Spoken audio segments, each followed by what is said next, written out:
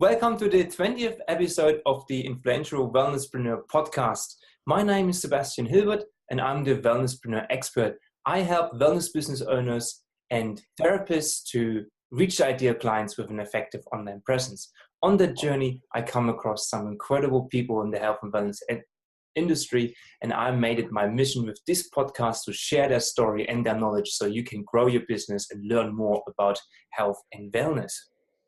Today, I have the hard case cracker, Robin Shooter, vegan naturopath, on the podcast, and a very warm welcome to you, Robin. Great to have you on the podcast again. Thanks for inviting me back on. You're very, very welcome.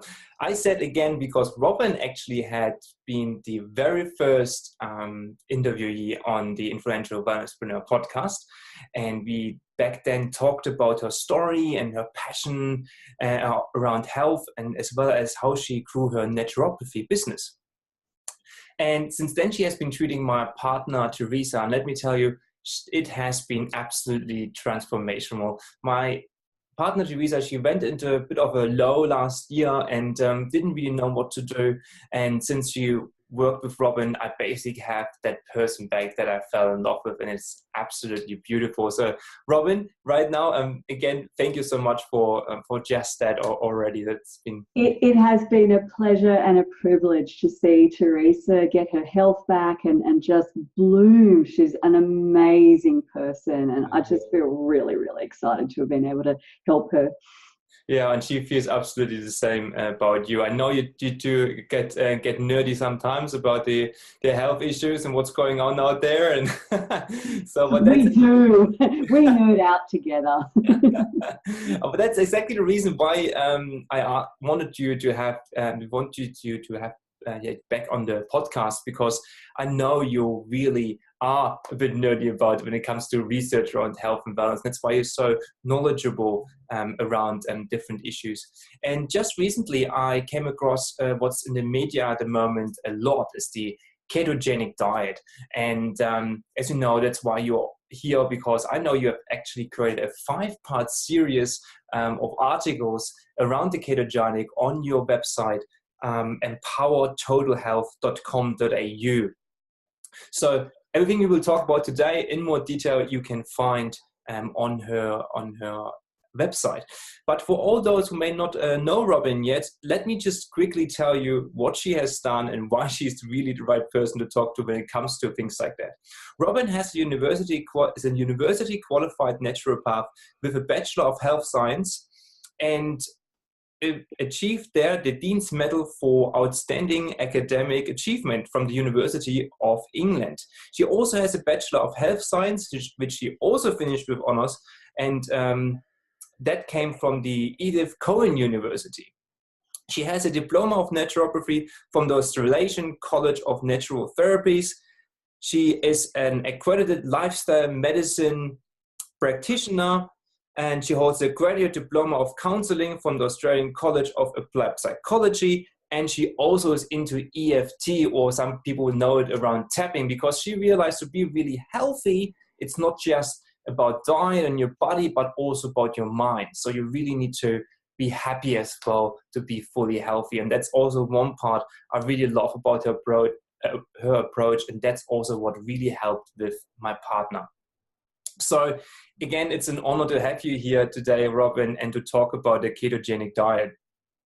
Let's do it. Let's get into keto. Awesome. I see you're already excited, so I don't want to wait any longer. Okay, so let's start with the absolute basics, Robin. What is a ketogenic diet? Where does it come from? The ketogenic diet was actually developed in 1924 by a doctor at the very famous Mayo Clinic, one of the most famous teaching hospitals in the United States. And he developed it as a treatment for epilepsy in children. So these children were not responsive to regular seizure medications. And it had been discovered back in 1910 was the first scientific papers that were published, that when epileptic people fasted, when they basically didn't eat, they stopped having seizures. And Wilder found this very interesting because subsequent research had shown that a very high-fat, low-carbohydrate diet induce the formation of ketones or ketone bodies in the bloodstream. And that was also what was observed to happen during fasting. And so Wilder thought, I wonder if it's the ketone bodies that are generated in fasting that have this anti-seizure effect. And of course, you can't fast forever, right? I mean, and you can't really fast little kids very long at all because they die. So that's not good. So Wilder thought, well, maybe we can put kids on a ketogenic diet and that might stop seizures. And it turned out he was right. So Wilder's original ketogenic diet, and it's now called the classic ketogenic diet because there's been so many variations on it since then. His original ketogenic diet drew 90% of calories from fat, 6% from protein, which is really quite a low protein intake, and then only 4% from carbohydrate. And it's a very, very difficult diet to follow. There are a lot of side effects that happen on it, particularly gastroenterological side effects, so bloating and constipation. Many of the children dropped out because they couldn't tolerate the adverse reactions to the diet. And some of them developed heart issues, especially cardiomyopathy. But on the whole, it's a relatively effective treatment for epilepsy for many children. Sebastian, I have a delivery guy at my door. Do you believe it? Do you reckon we can pause this? I'm going to have to sign for this. I'm so sorry. I think I'm in the same place. Okay. Hopefully you'll be able to knit this back together again. Can you hold your fork? Do you have it? Yep. Yeah. So I just simply ask a question now because I think it could be a good question to ask you when they get back on the normal diet, if the seizures still they came back or not. Is that a good? Yeah, let's do that. Let's do that. Perfect. Okay. So Robin, you just talked about how they actually treated epilepsy in children. So when they obviously, as you said, got them back on a normal diet, did it still kept it fixed basically, or did they came back these seizures? Yes, actually, there's various durations of treatment with ketogenic diet. Sometimes children only have to stay on it for a couple of months. There were some children who, or have been throughout the history of the use of this treatment, there have been children who had to stay on it for a year or even more. And then they generally tend to remain seizure-free afterwards. So in other words, it's a very concentrated period of time. It's a finite period of time that they stay on this ketogenic diet. And then at the end of that, if the treatment has worked, then when carbohydrates are reintroduced back into the diet, then they will remain seizure-free. That's those for whom it works. And it doesn't work for everyone. But it is an option that's tried for children who aren't responding to the seizure medications. Interestingly, they've actually, in the entire time, so it's been nearly 100 years since this ketogenic diet was formulated, and they've only done 7 randomized controlled trials on children and none on adults in all of that time. And those trials involve 427 children. So it's not what you would call a really well-studied treatment. And I think that needs to be borne in mind by people who say, oh, look, ketogenic diet's the cure for epilepsy. Yeah, there are those for whom it works, and there's a substantial proportion for whom it doesn't. I think it's really interesting too that when kids are put back on a normal diet after they finish ketogenic diet, they carb out like crazy because it's such a god-awful diet to eat.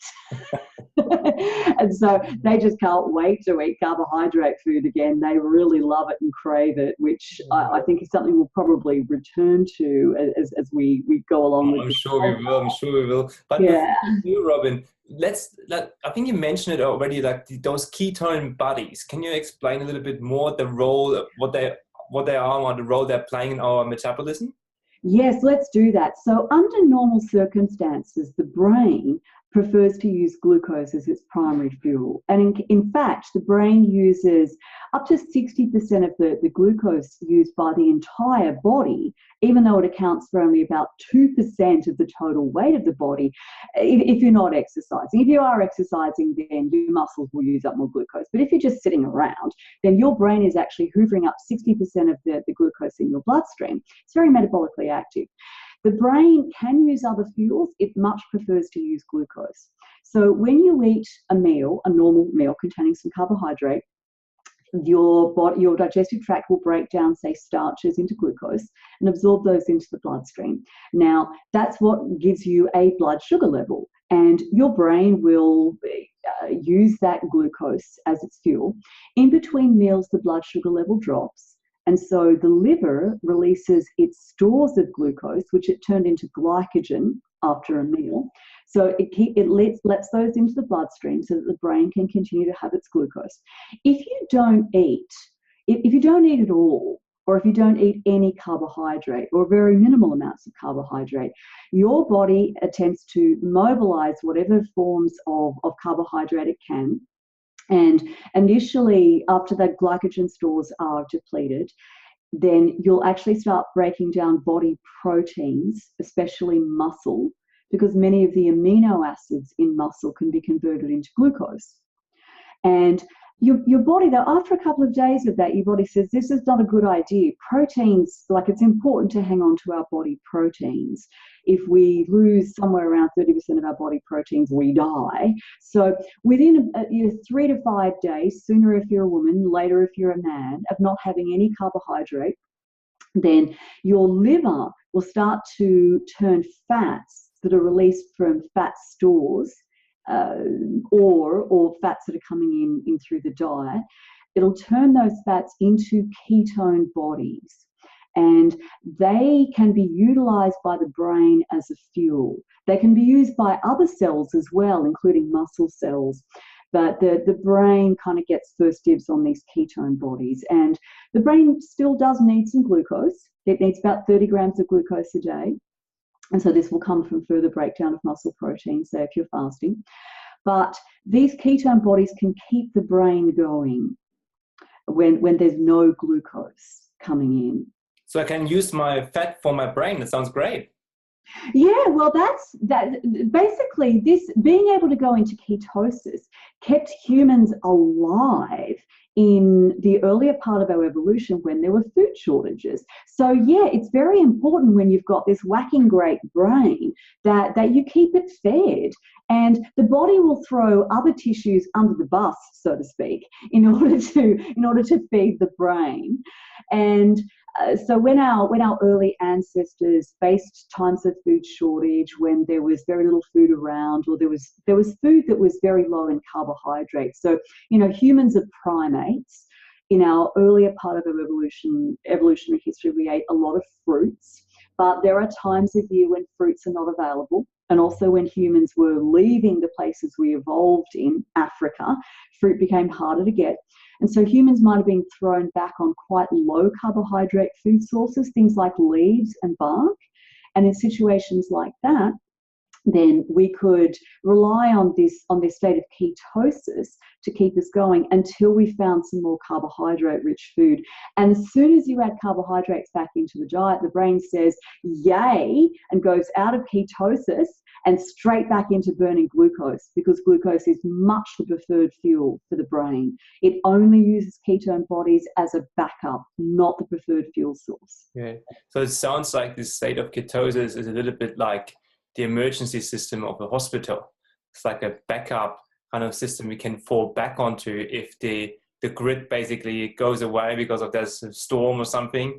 And then, but when it's back on, that's what we prefer to go back to. That's the perfect analogy. The backup diesel generator is there so that the patient on life support doesn't die because of an interruption to the electricity supply.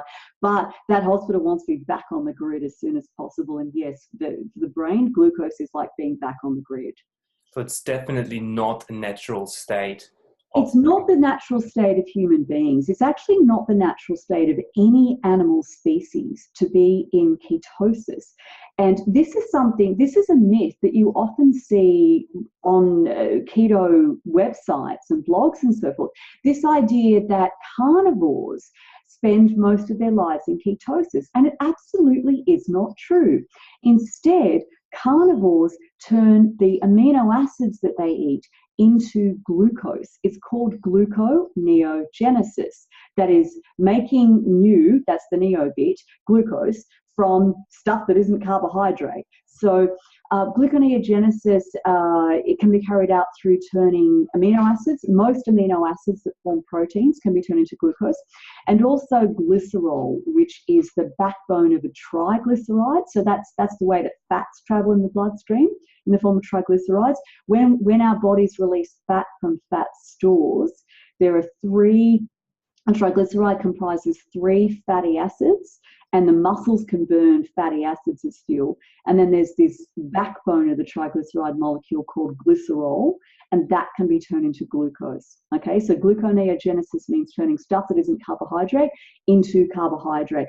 That's how carnivores like cats and true omnivores like bears and raccoons and dogs, that's how they maintain a blood glucose level. They're dependent on having a steady blood glucose level, same as we are.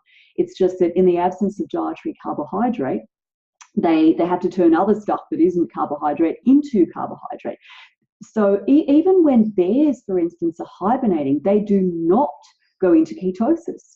They have an upregulated gluconeogenesis, so they're transforming their body proteins into carbohydrate and back again. And the same is true even for animals that fast for extended periods of time, like, say, elephant seals or whales during migration. They don't go into ketosis. They have this upregulated gluconeogenesis.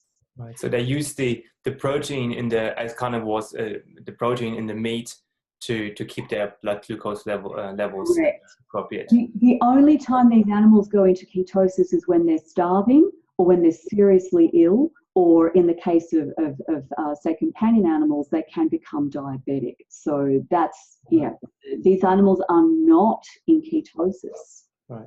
So for me now, I could think, as humans, we agree on what we are, there's different carnivores, omnivores, or frugivores, or what are we? But when it comes to what you just said, I could think that I could just simply keep my glucose levels at an appropriate level by eating lots of meat, for instance.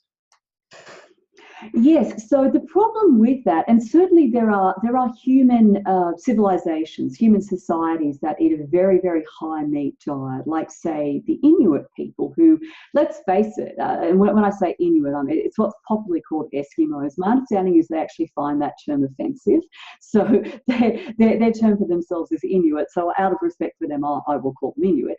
So these are people who live in regions of the world, like the frozen Arctic North, where there aren't a lot of plants. You're not going to grow blueberries or lentils in the frozen north. So, 10 months out of the year, they don't have access to plants except when they eat caribou. By the way, when they slaughter caribou, the first thing that they eat is actually the intestines of the caribou, because the intestines contain partially digested plant matter. Caribou can eat bark, for instance. Caribou, by the way, are reindeer, what we call reindeer. Thank you. Very good. Yeah. Antlers and all that sort of stuff. The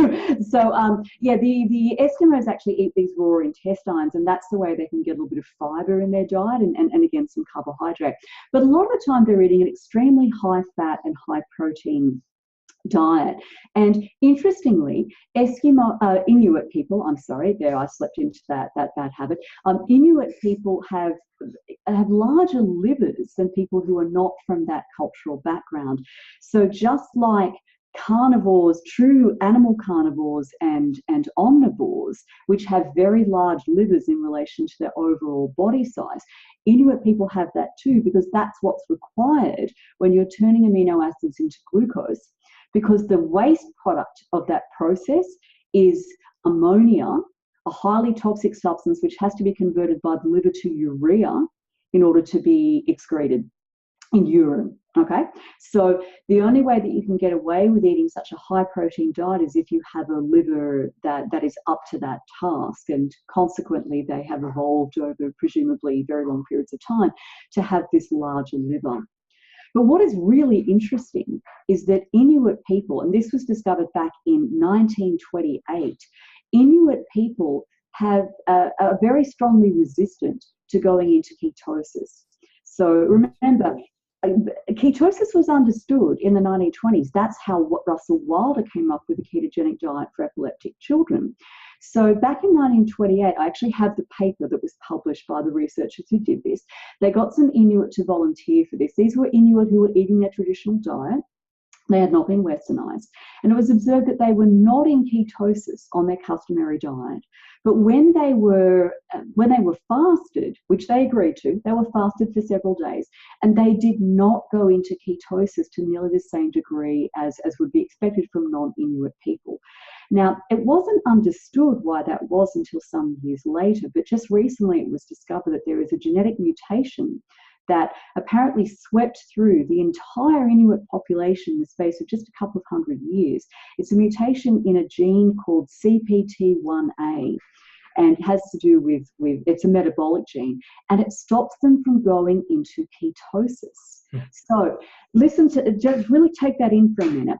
The only human population that has eaten anything remotely resembling a ketogenic diet, as is popularly promoted, is actually genetically resistant to going into ketosis. That should tell you a whole lot about how natural ketosis is. Yeah. Now, interestingly, this same mutation, which prevents both adults and children from going into ketosis, is one of the reasons why Inuit people have a high infant mortality rate. So normally babies, newborn babies up until the age of about a year old, their brains use comparatively more ketones and less glucose as a fuel than older children or fully mature adults. And you'll see on some keto enthusiast websites that what that means is that the natural state of the human being is to be in ketosis because, look, babies are in ketosis, which is kind of like saying the natural state of the human being is to be in nappies. Now, what's interesting is that as babies develop and their brains become more complex and capable of more complex tasks than pooing in their nappies and sucking their thumbs, the amount of glucose that's used by the brain increases. So in other words, glucose utilization by the brain is a marker of brain specialization and more complex thought. But the Inuit babies' brains, because they're resistant to going into ketosis, when they get sick and they lose their appetite and they reduce their suckling, they're more prone to dying because they don't have this backup fuel source. The other absolutely fascinating thing about Inuit babies in relation to brain development is that Inuit women traditionally exclusively breastfed their babies for the first 2 years. So all they had to eat for the first 2 years of life was breast milk. So again, think about that for a moment. They specifically fed their babies and their and their toddlers the only carbohydrate-rich food that was available to them, human breast milk. And then at the age of around 2, they would introduce meat. So that's really an indicator that, okay, they were on extreme diet. They were on extreme diet because they're at an extreme end of the world, which isn't terribly conducive to human survival, and they adapted as best they could. But they knew better than to put their babies on a low carbohydrate diet. Because think about it, human brain development is the most rapid at that age. That's when our brains are really developing their complexity. And the Inuit knew not to try to risk that on a low carb diet. So do we have the test like a ketogenic diet on pregnancy or even infancy? Like what? We have studies indicating that women who follow a low carbohydrate diet during pregnancy are more likely to give birth to children with birth defects, especially neural tube defects like spina bifida. No one has done a controlled trial of ketogenic diets during pregnancy, because when you do animal studies on this, what you find is very high rates of fetal loss. So when animals are kept on a ketogenic diet during pregnancy, far more likely to have offspring with birth defects, far more likely to actually suffer miscarriage and stillbirth. And also there appear to be lasting neurological deficits in the babies of animal mothers who were kept on ketogenic diets in pregnancy. So it is an incredibly dangerous thing to do. A pregnant woman needs between 70 and 130 grams of preformed glucose per day as a bare minimum because a rapidly growing baby requires an enormous amount of glucose. So the glucose is actually shunted away from the mother. All pregnant women become mildly to moderately insulin resistant during pregnancy, because the placenta selectively absorbs carbohydrate. It absorbs glucose in order to fuel the rapid growth of that fetus. So you said 70 to 100 something? Yeah, minimum of 70 to 130 grams of preformed carbohydrate per day. In other words, not from amino acids. Well, That's is that what, like a loaf of bread or? Yeah, so 130 grams of carbohydrate, it's got to be, probably at least 2 slices of bread. That's the minimum, just to avoid the known consequences of carbohydrate deficiency during pregnancy. But, the normal intake of carbohydrate is going to be several hundred grams per day, at least 300 grams per day. Yeah, very interesting. Okay, so we know where it comes from, ketogenic diet. We know what it is. We know about ketone bodies. We definitely know it's not the natural state of the human. Not the natural state of the human being or any other animal species. In fact, any other animal. But I know. Let's go into claims, right? So people say it's a great way to lose weight. So what's your opinion on that? Yes, there is no doubt about it. When people go on a ketogenic diet, they have extremely rapid weight loss. In particular, the first couple of days are truly impressive, because what's happening, as I mentioned before, is that when you cut off the carbohydrate supply, the liver releases its glycogen stores in order to keep carbohydrate in the bloodstream to fuel the brain. Every gram of glycogen holds 3 to 4 grams of water to it. So the liver holds up to, in most people, it's about 300 grams of carbohydrates. Some people can hold up to 500 grams. So there's, a couple of kilos of weight lost right there in the first couple of days by the time you deplete that carbohydrate and the water that goes along with it. So that initial weight loss, it really shows on the scales, and people might hop on there and say, wow, this ketogenic diet, it's really something.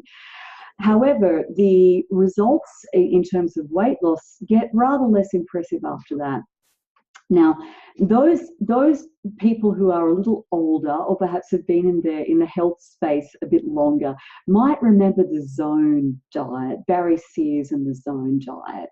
And people were supposed to, according to the Zone diet, maintain this very specific ratio of protein to fats and carbohydrate. Back in 2006, Barry Sears ran a study in which he compared his diet, which was moderately carbohydrate restricted and fairly low fat, with a ketogenic diet. And this was to answer the question, and you still see this claim made frequently on ketogenic websites, is there a metabolic advantage to being on this super low carbohydrate diet? So the idea of a metabolic advantage is that if you deprive the body of carbohydrates and force it to use ketones, that in essence, you're almost like cancelling out the idea of calories. So you no longer need to pay that much attention to what is my energy balance, how many calories in, how many calories out, because you'll force the body into kind of like a metabolically inefficient state. And as a consequence, you burn up more calories. This is the idea of the metabolic advantage, that you're burning up more calories just in the process of daily metabolism, because you're carbohydrate restricting. So Sears put that to the test, his diet versus a ketogenic diet. And what they found essentially was that there was no metabolic advantage to these carbohydrate-restricted diets. In fact, weight loss was slightly greater in the people who were less carbohydrate-restricted. And then in 2015, Kevin Hall, who is funded by the National Institutes of Health, which is the primary funding body, government funding body for science and medicine research in the United States, he tested a low carbohydrate versus a low fat diet in what's called a metabolic ward. So Sears' study was a kind of like you might call it a community study. People came in, they got their dietary instructions, they got a session with a dietitian. Here's what you eat. Now come back in, a week, 2 weeks, we'll weigh you, we'll do all this stuff. But a metabolic ward, you basically own these people for the duration of the study. They have to give informed consent, right? So they willingly sign up to this. I don't know whether they fully understand what they're signing up to, but anyway, they give their consent. And then you lock them up for however long the study goes for. So a metabolic ward is like a hospital ward or a research facility where every calorie that is eaten by these people is supplied by the researchers. They're hooked up to all sorts of machinery that measures their metabolic rate. And you can prescribe the amount of exercise that they do. You can measure their total energy expenditure during sleep, during wake, while they're on an exercise bike. Like, you've got them. And so the first thing that Kevin Hall did back in 2015 was he took these overweight people and he put some of them on a low carbohydrate diet and others on a low fat diet. And he measured not just weight loss, but the actual percentage or the amount of that weight loss that came from body fat. Because when people say, I want to lose weight, what they really mean is, I want to lose fat. They don't want to lose their muscle or their bone. They want to lose their fat.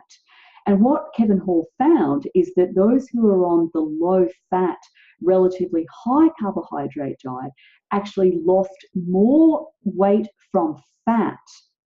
So they had an overall greater fat loss than those who were restricting carbohydrates and eating more fat.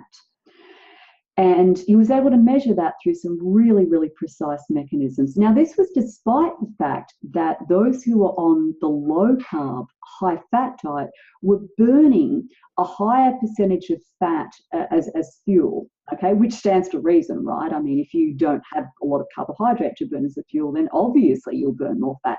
Some of that fat that they were burning for energy came from their body fat stores. Most of it, of course, came from the fat that they were eating. So they ended up losing less fat. However, that diet was still 30% carbohydrate, okay? So it wasn't a ketogenic diet. It was a low-carb diet. The people on the high-carb, low-fat diet had about 50% calories from fat. So the low-carb, keto crowd said, but it wasn't a proper ketogenic diet. Fine, says Kevin Hall, goes back to the lab with the full support, with actually the researchers, like the next study that he did was designed with the assistance, with the input of Gary Taubes, who is a real hero in the low-carb community. He wrote the book, Good Calories, Bad Calories, and he's a very enthusiastic proponent of the ketogenic diet. So the next study, 2016, was a proper ketogenic diet, 5% of calories from carbohydrate. That's proper keto, okay? And in this study, so this again was a metabolic ward study, and the poor suckers in this one signed up for 8 weeks on the metabolic ward. Researchers' paradise, but only for the researchers.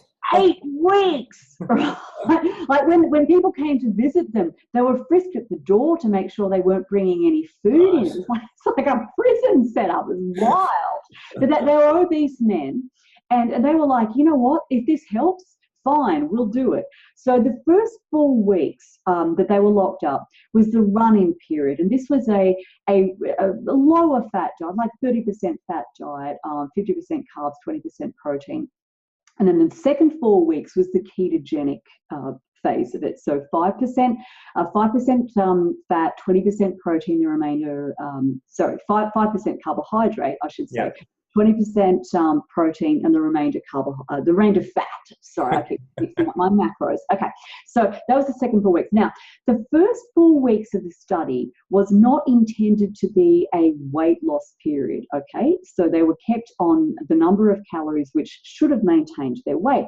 But what happened was, in the final 2 weeks of that 4-week running period, the men started to lose weight, even though they weren't meant to. And then when they went on the ketogenic diet, their weight loss actually, in particular, they were losing fat, by the way.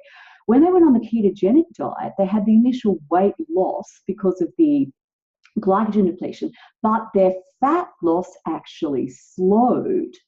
And it took the full 4 weeks on the ketogenic diet for them to lose as much fat as they had accidentally lost in the final 2 weeks of the run-in phase, where they weren't even meant to lose weight, let alone fat. So they're probably still fun eating. Yeah. So in other words, what was happening was that on the ketogenic diet, more of their weight loss was from lean tissue. They were losing muscle. And again, this is because the body is so reliant on glucose. You've got the brain requiring 30 grams of carbohydrate a day, even when it's in ketosis. You've got red blood cells, which, because they don't have mitochondria, cannot burn any other fuel except glucose. And there are also cells in the kidney, renal cells, that have to have glucose. They can't use any other fuel. So if you pull carbohydrate intake down to that extent, your body will start breaking down lean tissue, muscle, in order to make the carbohydrate that's necessary to run these cells that have no other option. They must use glucose. Well, amazing, absolutely amazing. That it actually almost has an adverse effect, really, really crazy. And it does not, as you just said, like, I just was thinking, if they really need glucose, like mitochondria, your power plant of the body. I mean, that's we just recently been talking about that, how the body actually adjusts when you need more energy. When you start exercising, you get more mitochondria, but they still need to be fed, right? And I guess those ketone bodies they can't get into they can't be useful for the mitochondria. Is that no? The mitochondria. So cells that have mitochondria are much more metabolically flexible. So mitochondria can use carbohydrate, or they can use fat as an energy source. But cells that lack mitochondria, including red blood cells, cannot use fat. They can only use glucose. Right. So that's interesting to then see what that means if you're on a ketogenic diet, what that means long term. And that's where we really don't have the studies, because, as I mentioned, for the ketogenic diet, these epileptic children who are placed on it, it is very time limited. And even then, there are still adverse effects. For instance, they find that there's increased arterial stiffness in children who are on the ketogenic diet for epilepsy. So arterial stiffness means that it's basically a precursor to the development of high blood pressure. That's really worrying when you've got 3, 4, 5-year-old children who are developing, the precursors to hypertension because they're on this diet. And we simply don't have long-term studies of what happens to adults who follow a ketogenic diet. Those studies have never been done. And let me put it this way: the fact that the body fights so hard to stay out of ketosis should be a bit of a clue. This is not a state that our bodies are intended to run in for extended periods of time. Definitely there must be something better out there, and I'm sure there is, and I'm sure you have some answers to that. Yeah, we'll get to that. But let's talk a bit about, we talked about weight loss. There was one claim of the ketogenic diet.